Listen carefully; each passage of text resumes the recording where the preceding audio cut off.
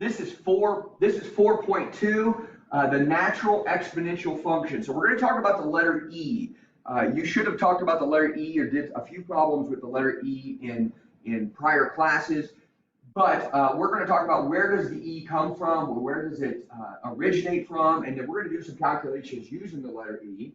So the number E is defined coming from this right here, and you're like, well, what is that? Well, if you look at functions and notice there's a chart here. So if n was 1, so 1 plus 1 over 1 to the 1 power. So notice I'm literally replacing the n's with 1. And then if you calculate that, you're going to get 2. And if you replace it, 1 plus 1 over 5 to the 5th power. So notice as n gets bigger, as n gets really big, as n gets really, really big, you end up getting closer and closer to this value, 2.71828. And then I can get bigger and bigger and bigger. But that's what a lot of people, E is approximately 2.718. Approximately, or 2.72. I mean, so that's really what it's referring to. That this E value, it keeps going on forever. By the way, E is an irrational, much like pi. Pi is irrational. We often say it's 3.14, but it literally keeps going on forever. So without repetition. So it's an irrational number. But that's where the letter E comes from.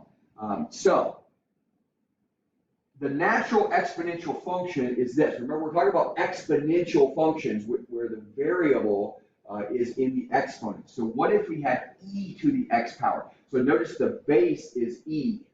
All right, the base is e, which by the way would be an exponential growth function. Remember last lesson we talked about if a is bigger than 1, then it's exponential growth. So e is 2.71 approximately, and notice that's a growth function, and this has base e. It's called the natural exponential function, or the exponential function. So if the book refers to that, or WebAssign refers to that, that's literally talking about e to the x power. So let's evaluate, and again, make sure you actually know how to do that, and notice the directions, say 5 decimal places. So notice where the e is on your calculator. If you look at my calculator, the TI, notice it's the inverse of the ln. So if you find the ln button, it's the inverse function of that. So we're going to do, here I have e to the, in this case, 3rd power, and then you round that to 5 decimal places. And the same thing with 2 times e to the negative 0.53. Again, make sure you know how to plug that in. You'll probably have to, when you enter this in, you'll have to do 2 times e caret negative 0.53. Something like that. Especially if there's a calculation up at the top, you'll need to do that. And again, notice you'd have to round it to 5 decimal places, and then here e to the 4.8 power. Right, and again, round it to 5 decimal places.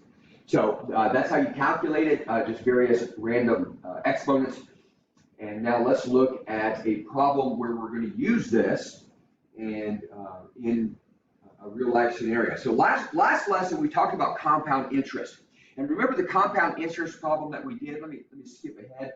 This is the problem that we did earlier, and we had this problem in the last lesson. So investing $1,000 and how often you do it, annually, semi-annually, quarterly, monthly, daily. So, and you notice something that the more often it's calculated, you notice that this amount here is increased, okay? So the more often it gets calculated, once a year, twice a year, 4 times, 365 times. Notice however often it's being calculated, the more often it's being calculated, the more money you get. So this is the very last problem is being done literally every single day. So you invest your money at the end of the day, and at the beginning of the day, at the end of the day, they calculate the interest and add that amount back to your account. It might only be a penny, it might only be a half a penny, or if you invest a lot of money, like lots and lots of money, then it literally could be hundreds and hundreds or thousands of dollars, literally per day, depending on how much you invest, depending on how big the investment is. And so we've done this is literally done every single day. Well, let's back it up to here. This is literally continuous compound interest, and this is based off of this formula, P times E to the RT power. Continuous means like literally not even every second. It's more often than every second. So as fast as that calculator, that computer can generate and calculate that interest, it's done literally continuous. It's being compounded, added back into it. And so that's more often than daily. So we're going to actually make more money if something is calculated continuous. Now, something that always helped me memorize this, back in my day, there was a shampoo, and you can still buy this. They still sell this.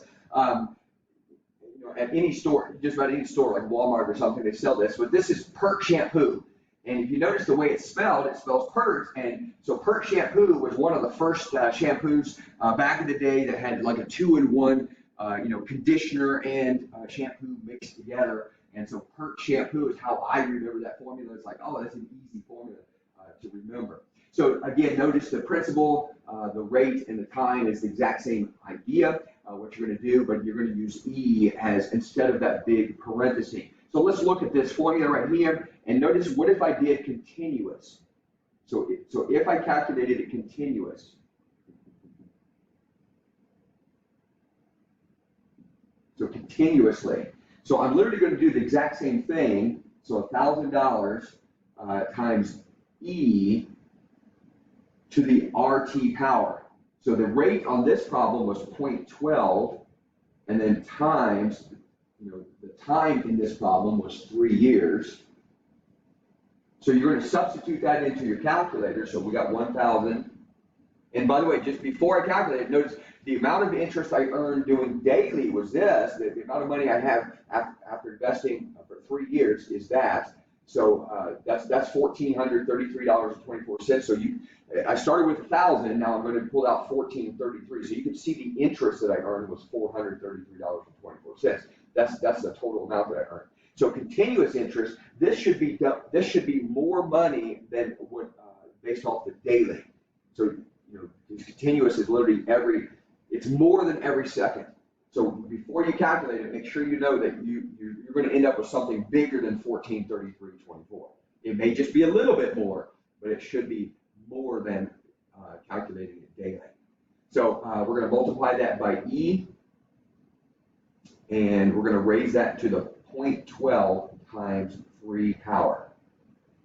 And so I'm going to end up with 1433.33. So notice it is more. And you're like, well, that's not a lot more. Well, keep in mind that daily is pretty often, and this is continuous, so we are making more money. And also keep in mind that we're only investing $1,000, which is a lot of money for a lot of us. But that's $1,000. If you compare it to like, what if it was $100,000? Or what if you redid this whole problem with $1 million, and you'll see the bigger difference. Like the bigger difference between here and here was only like less than $4, but based off of $1 million, all of these figures would be a lot bigger difference between them. And you'll see that continuous interest is the most that you can earn from this. So that's how you calculate continuous using the letter E, which is another example of exponential functions.